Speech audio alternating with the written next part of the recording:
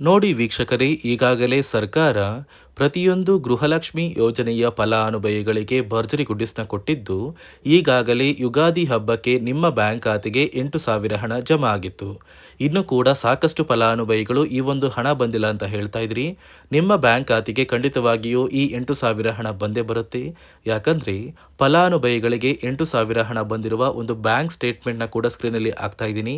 ಇದೇ ರೀತಿ ನಿಮ್ಮ ಬ್ಯಾಂಕ್ ಖಾತೆಗೂ ಕೂಡ 8,000 ಗೃಹಲಕ್ಷ್ಮಿ ಹಣನ ಸರ್ಕಾರ ಜಮಾ ಮಾಡ್ತಾ ಇದ್ದು, ಇಂದು ಶುಕ್ರವಾರ ಮಾರ್ಚ್ 20ರಂದು ಕರ್ನಾಟಕದ 26 ಜಿಲ್ಲೆಗಳ ಪ್ರತಿ ಫಲಾನುಭವಿಗಳ ಬ್ಯಾಂಕ್ ಖಾತೆಗೆ ಈ ಗೃಹಲಕ್ಷ್ಮಿ 8,000 ಹಣ ಜಮಾ ಆಗ್ತಾ ಇದೆ.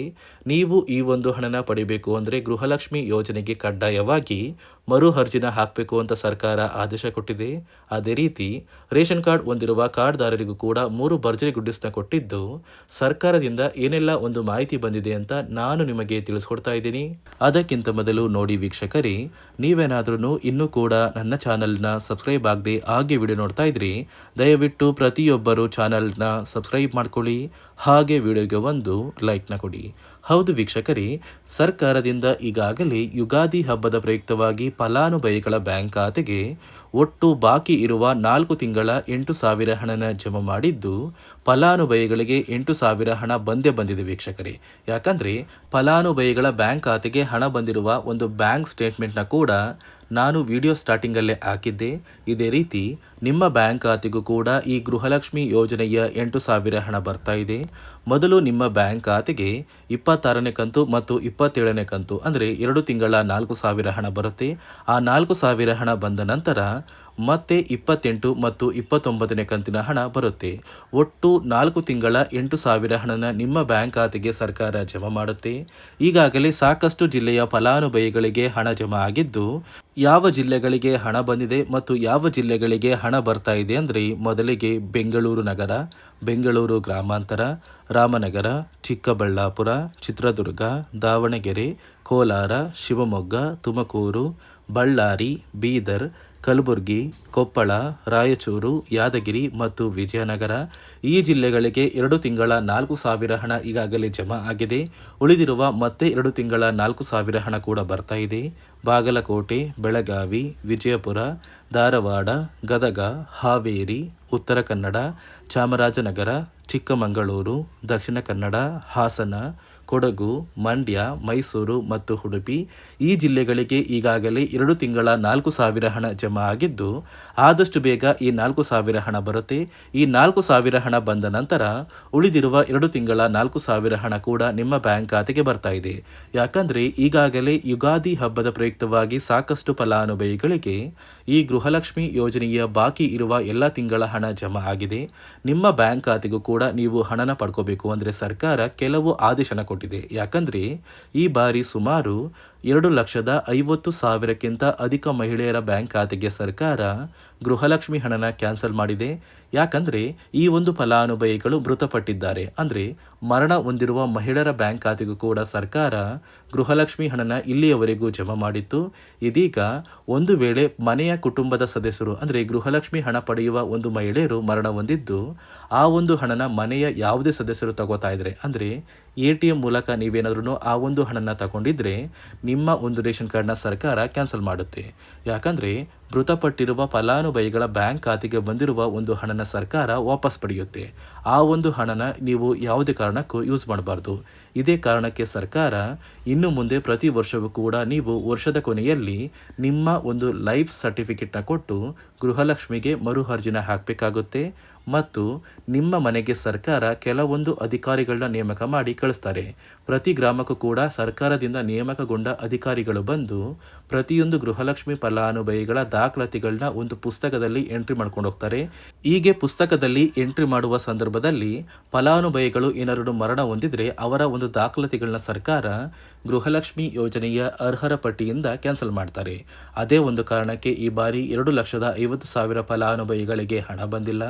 ಉಳಿದಿರುವ ಪ್ರತಿಯೊಂದು ಫಲಾನುಭವಿಗಳಿಗೂ ಕೂಡ ಇದೇ ಮಾರ್ಚ್ 25ರೊಳಗೆ ನಿಮ್ಮ ಬ್ಯಾಂಕ್ ಖಾತೆಗೆ 4 ತಿಂಗಳ ಗೃಹಲಕ್ಷ್ಮಿ ಯೋಜನೆಯ 8,000 ಹಣ ಜಮಾ ಆಗ್ತಾ ಇದೆ.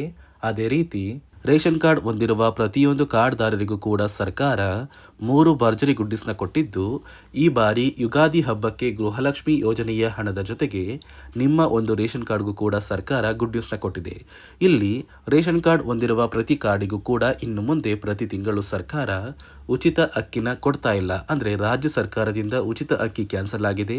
ನಿಮ್ಮ ಒಂದು ರೇಷನ್ ಕಾರ್ಡ್ಗೆ ಹಾಗಾದರೆ ಮತ್ತೇನು ಗುಡ್ಡಿಸ್ ಕೊಟ್ಟಿರ್ಬೋದು ಅಂತ ಕೇಳ್ಬೋದು. ಯಾಕಂದರೆ ರಾಜ್ಯ ಸರ್ಕಾರ ಕ್ಯಾನ್ಸಲ್ ಮಾಡಿರುವಂತಹ ಈ ಒಂದು ಉಚಿತ ಅಕ್ಕಿನ ಕೇಂದ್ರ ಸರ್ಕಾರ ಇದೀಗ ಕೊಡುತ್ತೆ. ಯಾಕಂದರೆ ಸರ್ಕಾರದಿಂದ ನಿಮ್ಮ ಒಂದು ರೇಷನ್ ಕಾರ್ಡ್ಗೆ ಕೇಂದ್ರ ಸರ್ಕಾರ ಉಚಿತ ಅಕ್ಕಿನ ಕೊಟ್ಟರೆ ರಾಜ್ಯ ಸರ್ಕಾರ ಕೆಲವು ಆಹಾರ ಪದಾರ್ಥಗಳು ಇರುವಂತಹ ಇಂದಿರಾ ಕಿಟ್ನ ಕೊಡುವುದಾಗಿ ನಿರ್ಧಾರ ಮಾಡಿದ್ದು, ಇನ್ನು ಮುಂದೆ ನಿಮ್ಮ ಒಂದು ಕಾರ್ಡಿಗೆ ಕೇಂದ್ರ ಸರ್ಕಾರ ಅಕ್ಕಿನ ಕೊಟ್ಟರೆ ರಾಜ್ಯ ಸರ್ಕಾರ ಆಹಾರ ಪದಾರ್ಥಗಳನ್ನ ಕೊಡುವುದಾಗಿ ನಿರ್ಧಾರ ಮಾಡಿದ್ದು, ಈ ಬಾರಿ ಯುಗಾದಿ ಹಬ್ಬದಿಂದನೇ ನಿಮ್ಮ ಒಂದು ಕಾರ್ಡಿಗೆ ಈ ಸೌಲಭ್ಯಗಳು ಸಿಗ್ತಾ ಇದೆ. ಅದೇ ರೀತಿ ನಿಮ್ಮ ಒಂದು ಕಾರ್ಡಿಗೆ ಸರ್ಕಾರ ಏನು ಒಂದು ಇಂದಿರಾ ಕಿಟ್ನ ಕೊಡ್ತಾ ಇದೆ ಅಂದರೆ 5ರಿಂದ 6 ರೀತಿಯ ಆಹಾರ ಪದಾರ್ಥಗಳು ಇರುವಂತಹ ಇಂದಿರಾ ಕಿಟ್, ಅಡುಗೆ ಎಣ್ಣೆ, ತೊಗರಿಬೇಳೆ, ಸಕ್ಕರೆ, ಉಪ್ಪು, ರಾಗಿ, ಗೋಧಿ ಹಾಗೂ ಇತರೆ ರೀತಿಯ ಆಹಾರ ಪದಾರ್ಥಗಳು ಇರುವಂತಹ ಒಂದು ಕಿಟ್ನ ಕೊಡ್ತಾ ಇದ್ದು, ಈ ಒಂದು ಕಿಟ್ಟಲ್ಲಿ ಸರ್ಕಾರ ಒಂದು QR ಕೋಡ್ನ ಕೊಡ್ತಾರೆ. ಆ ಒಂದು QR ಕೋಡ್ನ ಸ್ಕ್ಯಾನ್ ಮಾಡಿ ನೀವು ಆ ಒಂದು ಕಿಟ್ನ ಪಡಿಬೇಕು. ಯಾವುದೇ ಕಾರಣಕ್ಕೂ ನೀವು ಹಣದ ಅವಶ್ಯಕತೆಗಾಗಿ ಆ ಒಂದು ಕಿಟ್ನ ಬೇರೆ ಫಲಾನುಭವಿಗಳಿಗೆ ಮಾರುವಂತಿಲ್ಲ. ಒಂದು ವೇಳೆ ನೀವು ಆ ಒಂದು ಕಿಟ್ನ ಬೇರೆ ಫಲಾನುಭವಿಗಳಿಗೆ ಮಾರ್ತಾ ಇರೋದು ಸರ್ಕಾರಕ್ಕೆ ತಿಳಿದು ಬಂದರೆ ನಿಮ್ಮ ಒಂದು ರೇಷನ್ ಕಾರ್ಡ್ನ ಕ್ಯಾನ್ಸಲ್ ಮಾಡುತ್ತೆ ಮತ್ತು ಸರ್ಕಾರದಿಂದ ನಿಮಗೆ ಒಂದು ಕಠಿಣ ಶಿಕ್ಷೆ ಕೊಡುವಂತಹ ಸಾಧ್ಯತೆ ಕೂಡ ತುಂಬಾ ಇದೆ. ಅದೇ ಒಂದು ಕಾರಣಕ್ಕೆ ನಿಮಗೆ ಸಿಕ್ಕಿರುವಂತಹ ಒಂದು ಇಂದಿರಾ ಕಿಟ್ನ ನೀವು ಬಳಸ್ಕೋಬೇಕು. ಅದೇ ರೀತಿ ಕಳೆದ 5 ತಿಂಗಳಿಂದ ನೀವು ನಿಮ್ಮ ಒಂದು ಕಾರ್ಡಿಗೆ ರೇಷನ್ನ ತಗೊಂಡಿಲ್ಲ ಅಂದರೆ ಸರ್ಕಾರ ನಿಮ್ಮ ರೇಷನ್ ಕಾರ್ಡ್ನ ಕ್ಯಾನ್ಸಲ್ ಮಾಡ್ತಾರೆ ಅಂತ ಒಂದು ಮಾಹಿತಿ ಕೊಟ್ಟಿತ್ತು. ಇದೀಗ ಸರ್ಕಾರ ಪ್ರತಿ ಕಾರ್ಡ್ದಾರರಿಗೂ ಒಂದು ಕೊನೆಯ ಅವಕಾಶನ ಕೊಟ್ಟಿದ್ದು, ಏಪ್ರಿಲ್ ತಿಂಗಳೊಳಗೆ ನೀವು ನಿಮ್ಮ ಒಂದು ರೇಷನ್ ಕಾರ್ಡ್ಗೆ ಸಿಗುವಂತಹ ಉಚಿತ ಅಕ್ಕಿನ ತಗೋಬೇಕು. ಒಂದು ವೇಳೆ ನೀವು ಉಚಿತ ಅಕ್ಕಿನ ಪಡ್ಕೊಳ್ದೇನೆ ಸರ್ಕಾರದಿಂದ ಸಿಗುವ ಸೌಲಭ್ಯಗಳನ್ನ ಪಡ್ಕೋತಾ ಇಲ್ಲ ಅಂದರೆ ನಿಮ್ಮ ಒಂದು ರೇಷನ್ ಕಾರ್ಡ್ನ ಸರ್ಕಾರ ಕ್ಯಾನ್ಸಲ್ ಮಾಡುತ್ತೆ ಮತ್ತು ಯಾವುದೇ ಕಾರಣಕ್ಕೂ ಇನ್ನು ಮುಂದೆ ನೀವು ರೇಷನ್ ಕಾರ್ಡ್ಗೆ ಅಪ್ಲಿಕೇಶನ್ ಕೂಡ ಹಾಕೋದಿಕ್ಕಾಗಲ್ಲ. ಅದೇ ರೀತಿ ಪ್ರತಿಯೊಂದು ರೇಷನ್ ಕಾರ್ಡ್ಗೂ ಕೂಡ ಸರ್ಕಾರ ಪ್ರತಿ ತಿಂಗಳು ಬಯೋಮೆಟ್ರಿಕ್ ಮಷಿನ್ ಮೂಲಕ ನೀವು ನಿಮ್ಮ ಒಂದು ಹೆಬ್ಬೆರಳನ್ನ ಇಟ್ಟು ನಿಮ್ಮ ಒಂದು ಕಾರ್ಡ್ಗೆ ಸಿಗುವಂತಹ ಅಕ್ಕಿನ ಪಡ್ಕೋತಾ ಇದ್ರಿ. ಇದೀಗ ನೀವು ಅಕ್ಕಿನ ಪಡಿಬೇಕು ಅಂದರೆ ಆ ಒಂದು ಮಷಿನ್ ಮೇಲೆ ನೀವು ನಿಮ್ಮ ಬೆರಳನ್ನ ಇಡುವಂತಹ ಅವಶ್ಯಕತೆ ಇಲ್ಲ. ಯಾಕಂದರೆ ಸಾಕಷ್ಟು ವಯಸ್ಸಾದ ಫಲಾನುಭವಿಗಳು ಅವರ ಬೆರಳನ್ನ ಆ ಒಂದು ಮಷಿನ್ ಮೇಲೆ ಇಟ್ಟಾಗ ಆ ಒಂದು ಮಷಿನಲ್ಲಿ ನಿಮ್ಮ ಒಂದು ಬೆರಳನ್ನ ತಗೋತಾ ಇಲ್ಲ.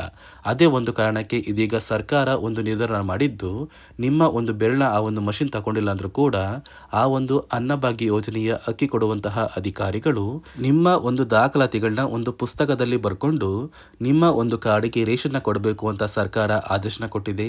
ಒಂದು ವೇಳೆ ನಿಮ್ಮ ಒಂದು ರೇಷನ್ ಕಾರ್ಡ್ಗೆ ನಿಮ್ಮ ಮೊಬೈಲ್ ನಂಬರ್ ಲಿಂಕ್ ಆಗಿದ್ರು ಕೂಡ ನಿಮ್ಮ ಮೊಬೈಲ್ ನಂಬರ್ಗೆ OTP ಕಳಿಸಿ ಆ ಒಂದು OTP ಕೊಡೋ ಮೂಲಕ ಕೂಡ ನೀವು ಸರ್ಕಾರದಿಂದ ಸಿಗುವಂತಹ ಸೌಲಭ್ಯನ ಪಡ್ಕೋಬಹುದು. ನೋಡಿ ವೀಕ್ಷಕರೇ, ಈಗಾಗಲೇ ಸರ್ಕಾರ ಯುಗಾದಿ ಹಬ್ಬದಲ್ಲಿ 8,000 ಗೃಹಲಕ್ಷ್ಮಿ ಹಣನ ಫಲಾನುಭವಿಗಳಿಗೆ ಜಮಾ ಮಾಡಿತ್ತು. ಯಾರಿಗೆಲ್ಲ ಇನ್ನ ಕೂಡ ಈ 8,000 ಹಣ ಬಂದಿಲ್ಲ ಅಂತಹ ಫಲಾನುಭವಿಗಳಿಗೆ ಸರ್ಕಾರ ಇಂದು ಶುಕ್ರವಾರ ಮಾರ್ಚ್ 20ರಂದು ಕರ್ನಾಟಕದ 26 ಜಿಲ್ಲೆಗಳಿಗೆ ಈ 8,000 ಹಣನ ಜಮಾ ಮಾಡ್ತಾ ಇದೆ. ಆದಷ್ಟು ಬೇಗ ಈ ಮಾರ್ಚ್ ತಿಂಗಳಲ್ಲಿ ನಿಮ್ಮ ಬ್ಯಾಂಕ್ ಖಾತೆಗೆ ಈ ಒಂದು ಹಣ ಬರುತ್ತೆ. ಅದೇ ರೀತಿ ಪ್ರತಿಯೊಂದು ಕಾರ್ಡ್ದಾರರಿಗೂ ಕೂಡ ಸರ್ಕಾರ ನಿಮ್ಮ ಕಾರ್ಡಿಗೆ ಸಿಗುವಂತಹ ಸೌಲಭ್ಯಗಳನ್ನ ಆದಷ್ಟು ಬೇಗ ಕೊಡುತ್ತೆ ಅಂತ ಹೇಳ್ತಾ, ಇದಿಷ್ಟು ಸರ್ಕಾರದಿಂದ ಬಂದಿರುವ ಹೊಸ ಮಾಹಿತಿ ಆಗಿದೆ. ನಾನು ಕೊಟ್ಟಿರುವಂತಹ ಮಾಹಿತಿ ನಿಮಗೆ ಇಷ್ಟ ಆಗಿದ್ದಲ್ಲಿ ದಯವಿಟ್ಟು ಪ್ರತಿಯೊಬ್ಬರು ನನ್ನ ಚಾನಲ್ನ ಸಬ್ಸ್ಕ್ರೈಬ್ ಮಾಡ್ಕೊಳ್ಳಿ, ಹಾಗೆ ವಿಡಿಯೋಗೆ ಒಂದು ಲೈಕ್ನ ಕೊಡಿ.